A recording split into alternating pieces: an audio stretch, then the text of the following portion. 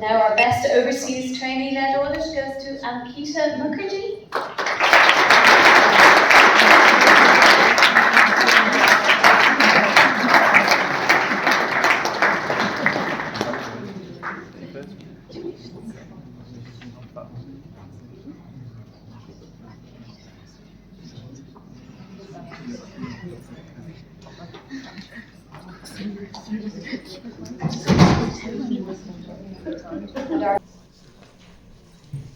Well, it's evident from this picture that this man is very scared of his doctor, and clearly this doctor is not me. Okay, so this is a classic example of white coat hypertension, and this got me thinking how thyroid gland palpation can alter serum thyroid hormone levels. Good afternoon, my respected delegates. I am Dr. Ankita Mukherjee, Director of ENT Clinic from Kolkata, India. I am presenting alterations in blood thyroid hormone levels on palpation of thyroid gland. It was published in the Journal of Advances in Medicine and Medical Research in the year 2022. We studied this in the Department of ENT and Head Neck Surgery at College of Medicine and Jainam Hospital, Kalyani, India, along with the help of Department of Biochemistry and Community Medicine. Thyroid dysfunctions are the most common endocrine disorders that we encounter in our daily practice. Generally, for assessing these thyroid pathologies, we go for palpation of thyroid gland followed by estimation of serum thyroid hormones. There are many factors that affect thyroid hormone levels. Environmental factors like exposure to dietary iodine and radiation, they cause hyperthyroidism. In the daytime, thyroid hormones decrease, and in the nighttime, they increase. Investigatory procedures like fine needle aspiration, cytology, and ultrasonography cause hyperthyroidism, and the baseline is reached after 15 days almost. Intravenous radiological contrast agents and smoking cause hyperthyroidism.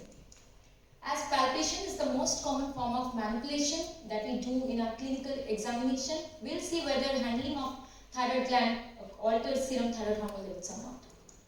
Our aims and objectives were to find out whether thyroid palpation significantly altered serum thyroid hormone levels, its pre-palpatory and post-palpatory distribution, demographic characteristics of patients presenting with thyroid swelling. Our target population were patients attending our ENT OPD with an evident neck swelling who were more than 12 years old. This was our only inclusion criteria. Our exclusion criteria were patients with previous history of thyroid surgery, patients who were less than 12 years old, patients on thyroid supplements, or patients with no thyroid enlargement. It was studied for about 10 months from August 2018 to June 2019, and our sample size was 89. After obtaining approval by the ethics committee and taking informed consent from the patients, we randomly distributed them into test group and comparison group. In both the groups, ultrasonography of neck was done to confirm the diagnosis. We waited for 15 days to eliminate all the possible side effects of ultrasonography on thyroid hormone levels. After 15 days, they were being called, and serum FT4, FT3, TSH levels were estimated. In the test group, after 2 hours, following palpation by Lahe's method for around 120 seconds, we estimated serum thyroid levels again. In the comparison group, we simply waited for 2 hours where no palpation was done in that group, and serum FT4, FT3 and TSH levels were estimated. In both the groups, pre and post palpation values were compared. There were around 89 participants in our study, 40 in the test group and 49 in the comparison group, out of which 85 were females and 4 were males. In the test group, 38 were females, 2 were males. In the comparison group, 47 were females and 2 were males. The minimum age in the test group was 13 years, maximum was 63 years. In the comparison group, minimum was 19 years and maximum was 60 years.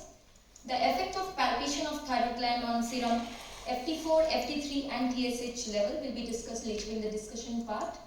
The patients were distributed into euthyroid, hypothyroid and hyperthyroid based on their biochemical status. Pathologies of thyroid gland are responsible for subclinical as well as life-threatening conditions.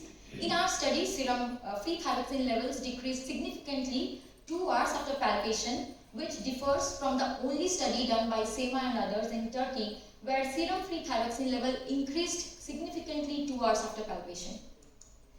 In our study, serum FT3 and TSH levels did not show any appreciable change, which differs from the other study where FT3 increased and serum TSH decreased significantly.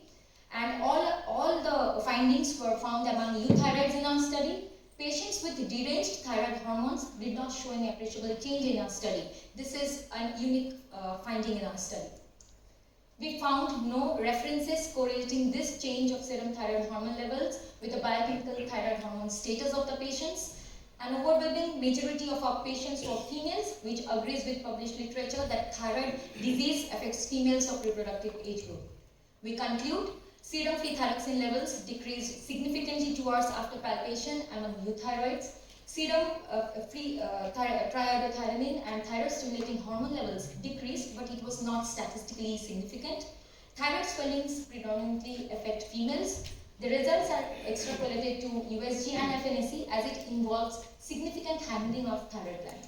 We recommend thyroid gland manipulation, which includes palpation, ultrasonography, or fine needle aspiration cytology, should not precede the collection of blood samples for estimation of serum free thyroxine, free triiodothyronine, and thyroid stimulating hormone levels on the same day. These are my references. I would like to thank my mentors who have supported me throughout. Thank you very much.